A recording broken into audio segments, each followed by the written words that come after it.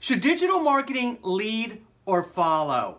This was a great question that I recently got from a reader at unveiltheweb.com who was trying to understand in her offline business what would be more important to her. Should she be focusing entirely on digital marketing, or should she be focusing more on offline marketing? Well, it was a great question, Angie, and it completely depends upon your business model. It depends on your history. It depends on what have you been doing that's working and what's not working. See, strategy is all about understanding your message. How do you take that message, wrap that message around your business, be consistent and coherent, and then deploy that message? And the deployment of that message, or the strategies and tactics behind how you're going out and attracting your audience, is dependent on so many different things. So what I would say to you is simply this, Angie. Number one, if you have been more traditional offline in your marketing, don't just abandon what you've been doing and rush straight into digital marketing. Make a transition in there. Don't put so much pressure on yourself that you feel that you have to overperform in digital marketing in order to make up a difference or increase your revenues too quickly. Because what you'll find is it can be incredibly expensive to hire the right people to develop your message, build your website, put the message and wrap it around your website with the proper SEO or search engine optimization, and then deploy that message across other digital media spectrums. That could be social media, Facebook, Twitter, LinkedIn. It could be any number of 400 different social media applications. It could be email marketing. It could be so many different things. It could be video, like how I'm answering your question right now. So there are so many different things that you can do, Angie.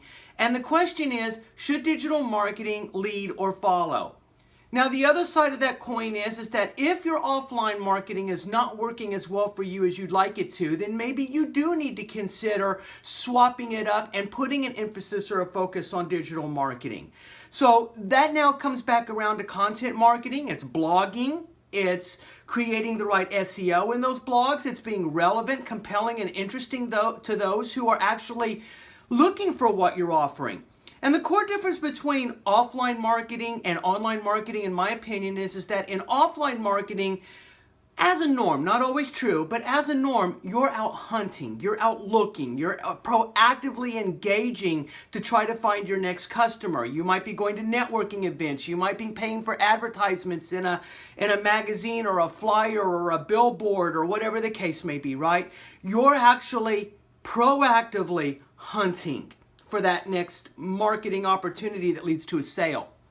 In the online world, we like to call it inbound marketing. And what inbound marketing is that you're trying to attract those to you who are actively searching for your product or your service. So that when they're putting in a search query in Google, or they're asking their friends on social media, or they're following you on social media because maybe you said something interesting somewhere else and they went and followed you, the goal is, how are you now attracting them to you? How are you bringing them from out there into here? So think of that as a reverse triangle, right? A funnel. You got all these people up here and you're trying to focus them into the bottom of that funnel where they're able, willing, and ready to buy from you.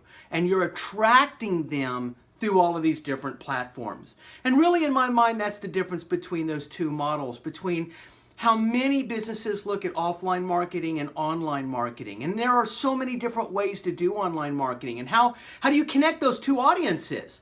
Maybe you're offline marketing and doing networking, and now you're sending them emails to a blog article that was relevant to a conversation that you had that's on your website. Or you're doing videos with them. Maybe you're promoting them. There's so many different things that you can do and lots of different ways to think about it. But it all really starts, Angie, with your message. You've got to have that consistent, coherent, relevant message for that audience so that they know who you are and how what you do is important to their problem, need, want, or desire.